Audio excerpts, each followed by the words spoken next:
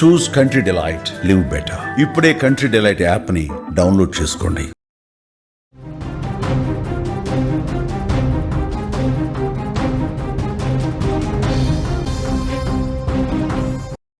కూకట్పల్లిలో కసాయి తండ్రికి కఠిన శిక్ష పడింది. వాడు కసాయి తండ్రి కాదు, ఎంత దుర్మార్గమైనటువంటి తండ్రో ఈ స్టోరీ చూస్తే మీకు అర్థమవుతుంది. 2 సంవత్సరాలుగా సొంత కూతురిపై అత్యాచారం చేసిన వెధవ 2022 నుంచి 24 వరకు ఈ అఘాయిత్యం చేశాడు. బాలిక తల్లికి విషయం తెలిసింది. ఫిర్యాదుతో ఈ కేసు వెలుగులోకి వచ్చింది. పోక్సో చట్టం కింద నిందితుడికి జీవిత ఖైదు పడింది. బాధిత బాలికి 10 లక్షల రూపాయలు పరిహారం కూడా ఇవ్వాలని కోర్టు చెప్పింది. సమాజంలో మన కళ్ళ ముందు ఎంతటి దారుణాలు జరుగుతున్నాయండి. రోజు మనం వార్తలు చూస్తుంటాం. ఇలాంటి నీచ నికృష్టమైనటువంటి వెధవలు ఉంటే ఈ సమాజం ఇంకెప్పుడు బాగుపడుతుంది అన్న ఆలోచన కలుగుతోంది.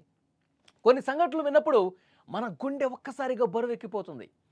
తాజాగా కన్న కూతురిపై ఒక తండ్రి చేయకూడని అఘాయిత్యం చేసి తండ్రి అన్న పదానికి ఒక మచ్చ తీసుకొచ్చాడు వెధవ, ఒక మచ్చ తీసుకొచ్చాడు దుర్మార్గుడు.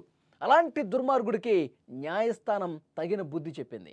న్యాయస్థానం అతడికి జీవిత ఖైదు విధించింది. మానవత్వం సిగ్గుపడేలా, సభ్య సమాజం తలదించుకునేలా చేసిన ఈ నరరూప రాక్షసుడికి న్యాయస్థానం సరైన న్యాయమే చేసింది. విషయం ఏంటంటే, జగద్గిరి గుట్టలో నివాసం ఉంటున్న అనిల్ గౌడ్ 34 ఏళ్ళు. వీడికి సొంత కూతురును కూడా వదలలేదండి. సొంత కూతురుని చెరబట్టాడు వెధవ. పసికూన లాంటి తన 13 ఏళ్ల కూతురిపై దారుణాన్ని కొడగొట్టాడు.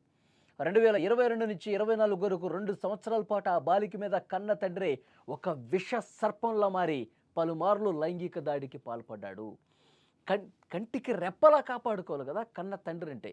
కంటికి రెప్పలా కాపాడుకొని ఆమెకి ఏ కష్టం వచ్చినా నేనున్నా బిడ్డ అంటూ ఆయన అలా చూసుకోవాలి, అపురూపంగా చూసుకోవాలి. అలాంటి కన్న తండ్రి క్రూర మృగంలా మారిపోయి ఇంత దారుణం చేస్తాడా? ఆ పసిపాప ఎంత బాధకు గురై ఉంటుంది, ఆ పసిపాప ఎంత కుమిలిపోయి ఉంటుంది. 13 సంవత్సరాల పాప. ఈ అఘాత్యం గురించి ఎవరికైనా చెబితే చంపేస్తానంటూ చాలాసార్లు బెదిరించాడంట ఆ కామాంధుడు. కన్న తండ్రి ఈ విధంగా చేసి, కన్న తండ్రి ఈ విధంగా చంపేస్తానని బెదిరిస్తుంటే ఏడవటం తప్ప, ఒక గదిలో మూలను కూర్చొని ఏడవటం తప్ప ఏమీ చేయలేకపోయింది ఆ చిట్టి తల్లి. చివరికి ఒకరోజు తల్లికి విషయం తెలిసిపోయింది. షాక్ అయిపోయింది. వెంటనే ఒక్క నిమిషం కూడా లేట్ చేయకుండా డైరెక్ట్గా పోలీస్ స్టేషన్కి వెళ్ళి ఆ వెధవ మీద, ఆ పనికిమాలిన వెధవ మీద కేసు పెట్టింది. భర్త తర్వాత చిన్న పాపని, కన్న కూతుర్ని కన్న తండ్రి ఈ విధంగా చేస్తే ఆ తల్లి గుండె పగిలినంత పని అయిపోయింది. వెంటనే పోలీస్ స్టేషన్కి వెళ్ళి ఆ దుర్మార్గుడిని చంపేయండి అని కూడా పోలీసుల దగ్గరికి వెళ్ళి కంప్లైంట్ చేసింది. ఫిర్యాదు అందుకున్న వెంటనే జగద్గిరిగుట్ట పోలీసులు కేసు నమోదు చేశారు. ఈ కేసును అప్పటి ఎస్హెచ్ఓ ఉన్నటువంటి క్రాంతి కుమార్ ఒక ఛాలెంజ్గా తీసుకున్నాడు. పోలీసులు కూడా ఎంత సీరియస్గా పనిచేశారు చూడండి. నిందితుడు అనిల్ గౌడ్ను అరెస్ట్ చేశారు. వెంటనే జ్యుడిషియల్ కస్టడీకి తీసుకెళ్లారు. దర్యాప్తులో పోలీసులు, పబ్లిక్ ప్రాసిక్యూటర్ సంతోష్ కుమారి బలమైన సాక్ష్యాలు సేకరించడానికి పోలీసులు నిజంగా చాలా కష్టపడ్డారు. వారికి వ్యతిరేకంగా ఆధారాలు సంపాదించడానికి చాలా కష్టపడ్డారు. ప్రతి ఒక్క ఆధారాన్ని జాగ్రత్తగా పరిశీలించారు. బాధితురాలు స్టేట్మెంట్ తీసుకున్నారు.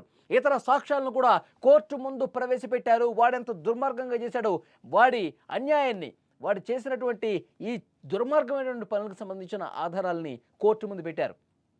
మేడ్చల్ మల్కాజ్గిరి జిల్లా కూకట్పల్లిలోని ఫాస్ట్ ట్రాక్ ప్రత్యేక కోర్టు న్యాయమూర్తి శ్రీమతి ఎన్ అమరావతి ఈ కేసును విచారించారు. విచారణ పూర్తయిన తర్వాత ఈ దుర్మార్గుడికి చాలా అంటే చాలా కఠినమైనటువంటి శిక్షలు వేశారు. పోక్సో చట్టం 2012లోని section 5 sub clause 1 MN read with 6 కింద జీవిత ఖైదుతో పాటు 50,000 రూపాయల జరిమానా విధించారు. అలాగే section 9 sub clause 1 MN read with 10 కింద 7 సంవత్సరాల కఠినమైనటువంటి జైలు శిక్షతో పాటు 10,000 జరిమానా. ఇంకొకటి ఈ అనిల్ గౌడ్కి ఇంకొక శిక్ష ఏంటంటే సెక్షన్ 506 IPC కింద 7 సంవత్సరాల కఠిన జైలు శిక్షతో పాటు 10,000 జరిమానా. మొత్తం ఈ జైలు శిక్షలు, ఈ 3 జైలు శిక్షలు వేశారు. ఇవి వేయటంతో పాటు బాధితురాలు 10 లక్షల రూపాయల పరిహారం అందే విధంగా చూడాలని కలెక్టర్కు ఆదేశాలు కూడా న్యాయమూర్తి ఆదేశాలు జారీ చేశారు. ఈ తీర్పుతో బాధితురాలికి న్యాయం జరిగిందని లాయర్ రామకృష్ణారావు తెలిపారు. ఒక్కసారి లాయర్ మాటలు కూడా ఇప్పుడు మనం విందాం. స్పెషల్ కోర్ట్ పోక్సో కోర్టు వారు లైంగిక దాడి రేప్కి గురైనటువంటి ఒక మైనర్ అమ్మాయికి సంబంధించిన తల్లి పెట్టిన కేసు ట్రయల్ జరిగి ఈ రోజున శిక్ష విధించబడడం జరిగింది. 3 సెక్షన్స్లో ప్రకారంగా జైలు శిక్ష విధించినారు. 506 బెదిరింపుల కేసులో 10 సంవత్సరాలు, 7 సంవత్సరాలు, 10,000 రూపాయల ఫైను మరియు అట్లాగే జీవితకాల జైలు శిక్ష విధించినారు. ఇంకో సెక్షన్స్లో 7 years వరకు శిక్ష విధించినారు. మొత్తంగా అతను జీవితకాలం జైల్లోనే ఉండాలి. ఈ కేసు వివరాల ప్రకారము అనిల్ గౌడ్ అనే ఒక వ్యక్తి తన ఒక సొంత కూతురు మీదనే లైంగిక దాడి చేయడం వల్ల ఈ కేసు తల్లి పెట్టిన కేసులో శిక్ష విధించబడ్డది. విక్టిమ్ 12 సంవత్సరాలు అప్పుడు ఈ లైంగిక దాడికి పాల్పడ్డాడు తండ్రి. 14 ఏళ్ళు వచ్చే వరకు కూడా ఇది కొనసాగించినాడు. దీని మీద పోలీసు వారు శిక్ష ఛార్జ్షీట్ వేసినారు వివిధ సెక్షన్స్లో. కోర్టు వారు ట్రయల్ చేసి శిక్ష విధించడం జరిగింది.